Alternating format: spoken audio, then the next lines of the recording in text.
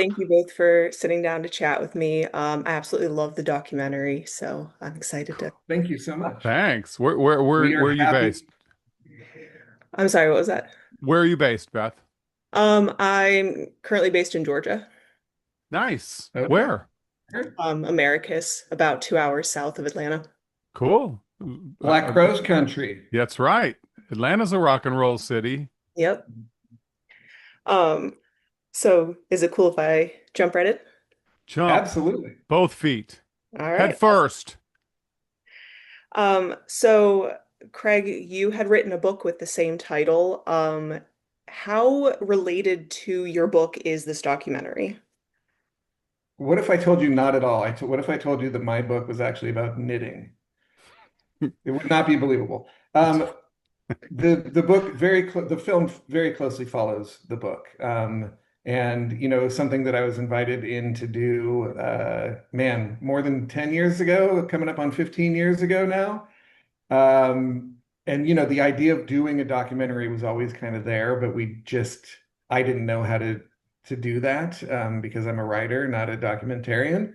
And it wasn't until about sometime in the COVID years, because I was wearing a mask, I met Tyler on a show called I Want to Rock for Paramount Plus that he was directing, and I was kind of a talking head and a consulting producer on that, and we just hit it off instantly.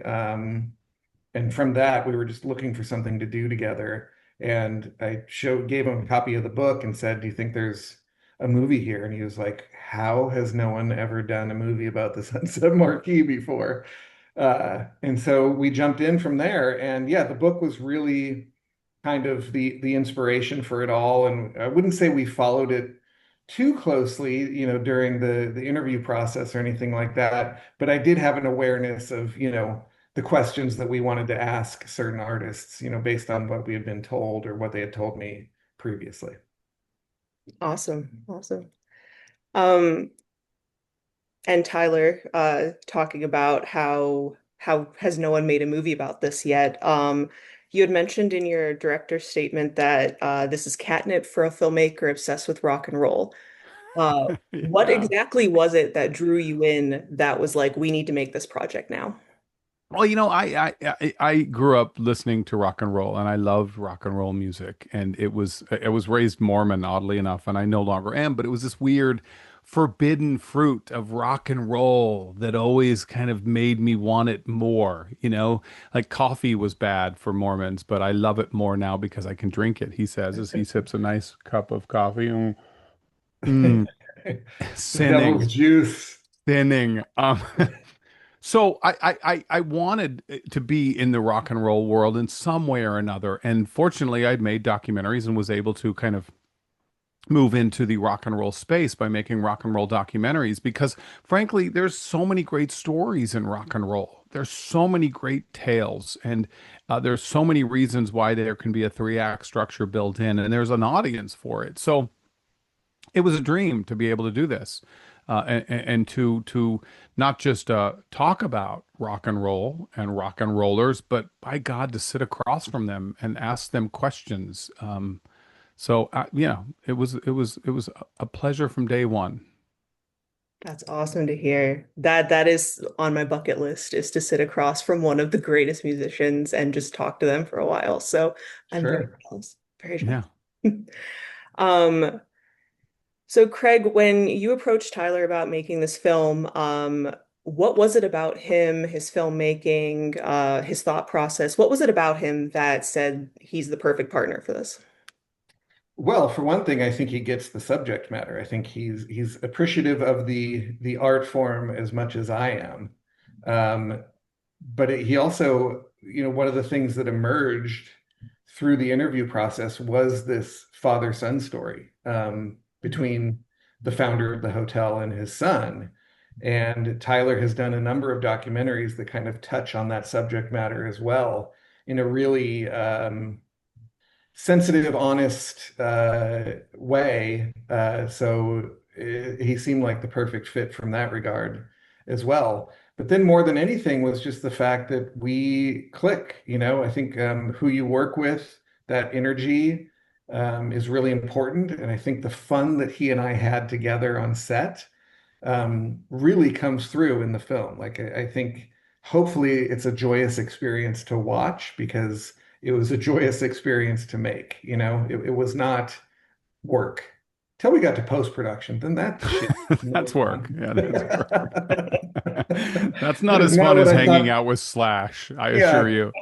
that's what I thought directing a film was just hanging out with rock stars and then having a beer. But it Yeah, turns and out doing this on set. yeah, with headphones around my yeah. Yeah. But no, it turns out that there's a lot more to it than that. That's funny. That's funny. Um, so I like that you mentioned the father-son relationship. So I'm going to jump down a few questions to that. I really enjoyed the way that you both crafted it, of this being this juxtaposition between this is no place for a family, but there's this father-son relationship at the core. Um, can you both talk a little bit about how both of those ideas connect to make the legacy of the Sunset Marquis? The hotel, oddly enough, follows the same trajectory as rock and roll in many ways. The hotel was built in 1963, and as we mentioned in the film, that's kind of the birth of rock and roll as we know it, the early Stones and the Beatles. And the hotel follows the same parallel trajectory of rock in that in the 60s it was fun and freewheeling, and then in the 70s it was debauchery and craziness, and then in the 80s it was colorful and wild, and then in the 90s, as we hit depression and Nirvana, it became a little downtrodden, and it was barely on the edge of being solvent. It was this close to being shut down, and it was dirty and it was messy and it was falling apart. And now it's this place where, like rock and roll today, it's a little safer. You can bring your kids there. So it's followed that progression, and that's probably why it allowed itself to be still in existence in a town like LA where things get knocked down after a year or two. And part of that is Mark and George being the founder, and Mark, his son, who took the hotel over from his father and worked really hard as a child to get his father's approval and never did. And that story really aligns really nicely. It's not forced into the narrative of, hey, these are rock stars, and here's two guys talking about business and founding real estate. It really paired really nicely together because they follow the same line.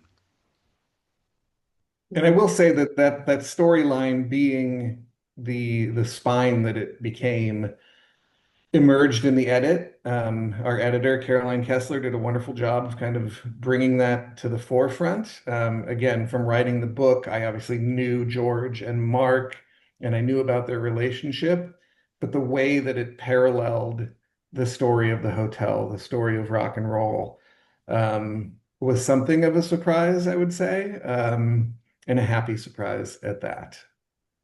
Yeah, as a viewer, I was not expecting that at all. So it was Yeah, very, it's not the way we're going to sell the film either, right? We're not going to be like, yeah. hey, come watch this movie about two guys you've never heard of before. The Um, excitement of a court case for the battle of a hotel. yeah, no, here's Billy Bob Thornton talking about having sex on some stairs. What's this movie all about? He was delightful the entire time. Oh, the mayor. An He amazing was, human being. yeah. Oh, yeah. He just wanted to talk and talk and talk and tell stories and tell stories. He is something else. Um, One thing that I thought was really interesting is that you have all of these interviews and everyone seems very excited to tell the stories of what happened there. But there was also this allusion to stories that can't actually be told. I thought that was just really funny. So why did you include that? Especially so many people saying, "Oh, I can't actually talk about that."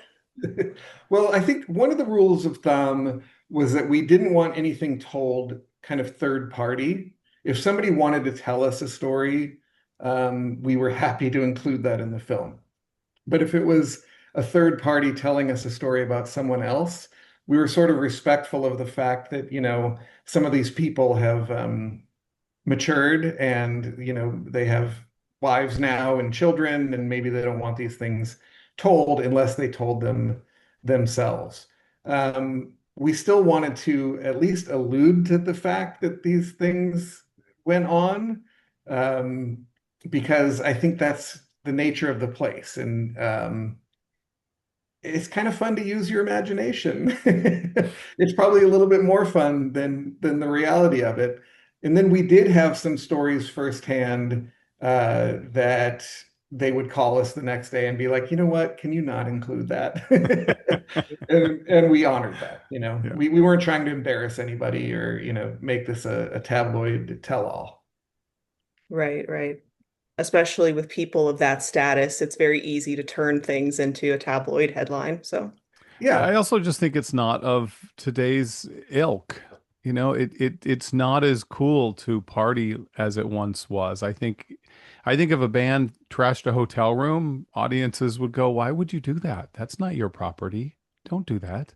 yeah. Versus the almost reverence we had for artists in the past who did that. The Who and Zeppelin and the Stones and people who would just have these remarkable parties. It's just not the way things are done anymore. At least not in public. Yeah, exactly. Um, I also just thought it was really interesting that you were able to pull off this project because I've only been doing this for a few years and it's really hard to schedule things and get things off the ground. And you both managed to do it with such a vast array of interviewees. How long did this take? How was it like scheduling? Because to me, that seems like the hard part of this project. It was a weekend, and we just called everyone and said, "We'll have snacks if you come." Craft service. It took 3 years. Yeah. 3 years.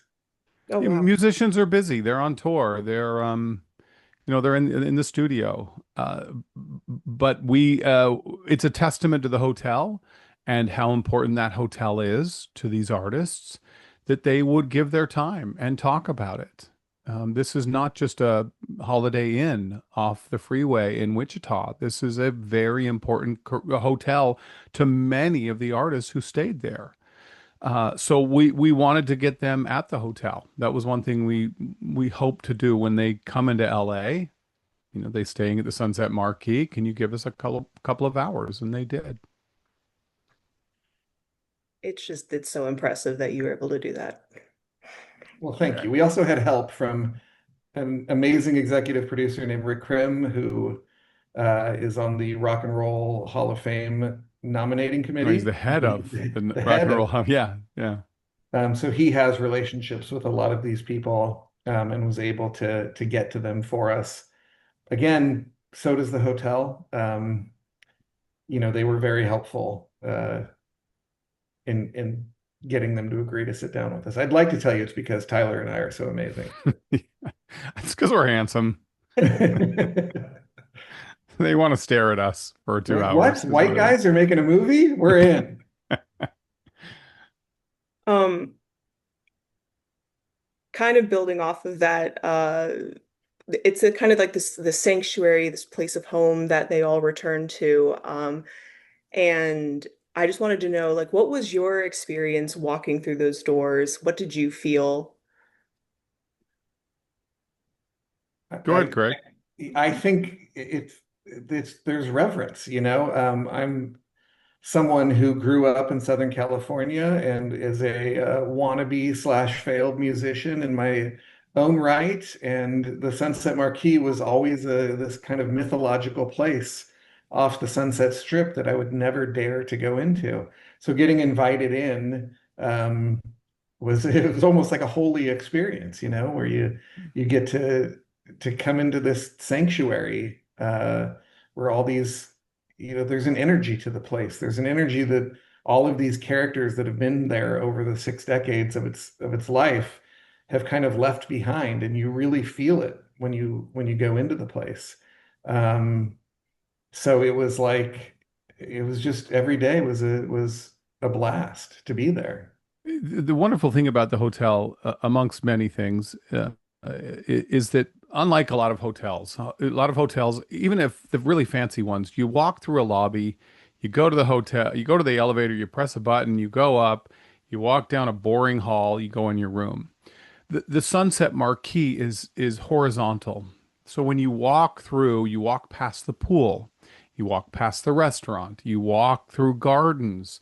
And ultimately, if you're there, you're going to see somebody 9 times out of 10. It's remarkable. And if you don't see somebody famous, you'll sit at the bar. And every time we go there, I was there a couple days ago and I met this weird, fantastic, big old cowboy with a hat and a beard who just wanted to hang out and wanted to talk. Everyone there is kind of interesting and fascinating and there because they want to dream or they're making music or they've made music. It really is kind of a magical place, and that is, I do believe, because of the intent that George Rosenthal started with the Yeah. hotel, and that Mark continued. It's a family-owned hotel, and it has been since day one. That is a rarity in today's world. Yeah.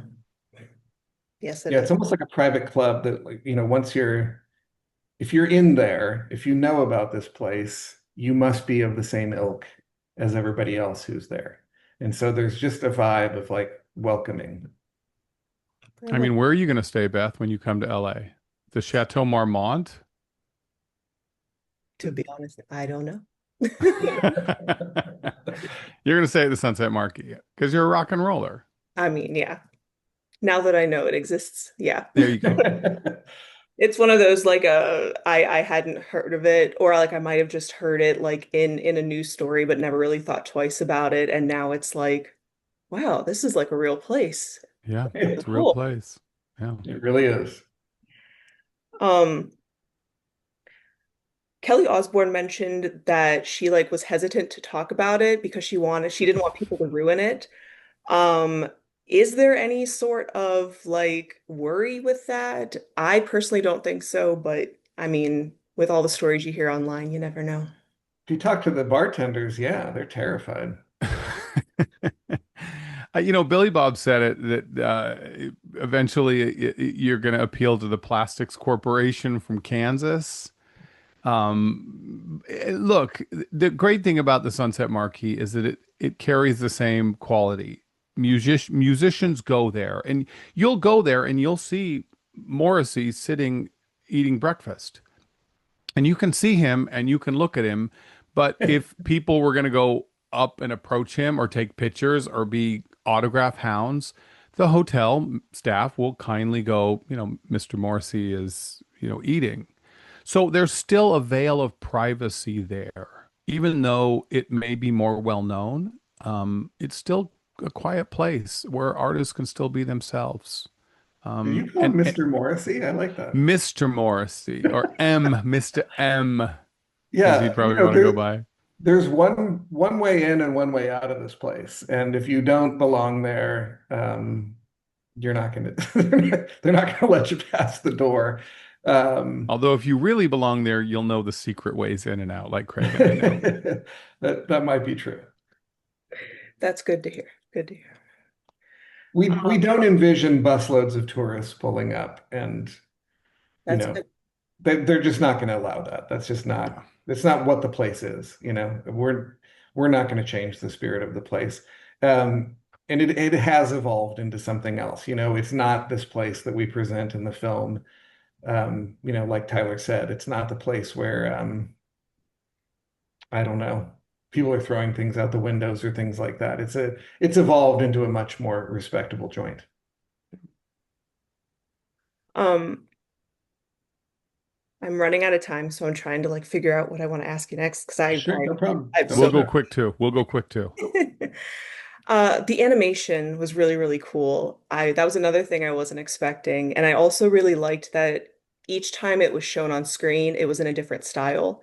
Can you both talk about the decision to include it and then to include it in so many different styles? We knew we didn't have a lot of archival material of the Sunset Marquee, and that is because for a long time people didn't film themselves there, and the press wasn't allowed there, and cameras weren't in there. So we knew in order to tell these stories, we had to do it creatively, and rather than just, and we knew we wanted to do animation, but in the spirit of the Sunset Marquee and the community of artists, we wanted multiple artists to come and tell their story and be creative. And so Craig and I would tell them, "Hey, this is the story. Here's the rough cut of Chris Robinson telling a tale about how he smashed up a hotel room go wild, have fun, do some creative stuff. And we searched for people, animators, 7 different animators we used, who had that kind of rock and roll flair and spirit, and we just let them go. And fortunately, it came out really well. It's a nice tapestry and quilt work and cornucopia, if you will, of animation.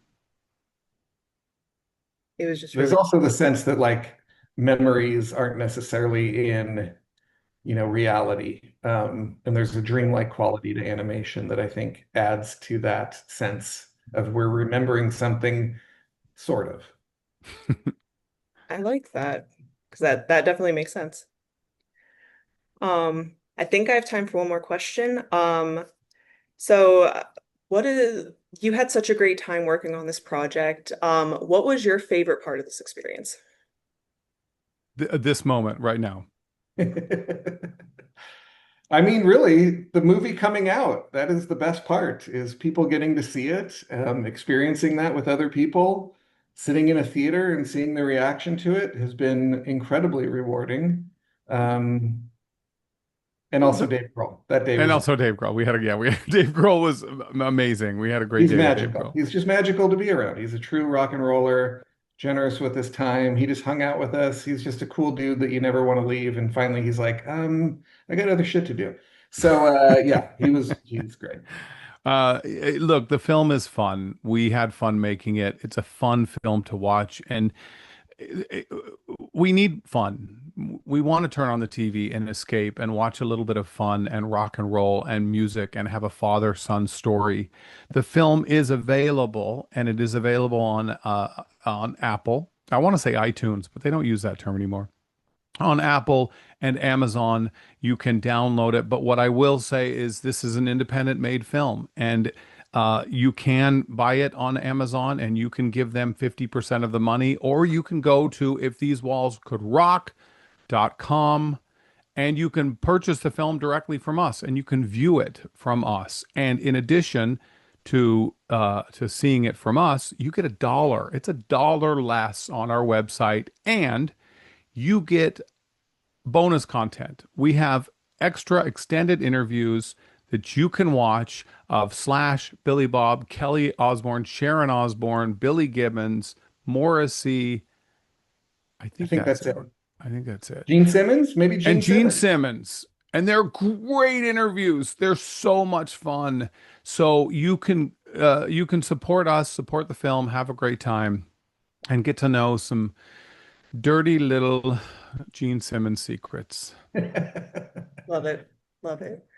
Unfortunately, I'm out of time, but thank you both for chatting. I loved it. Loved the conversation. Loved the movie.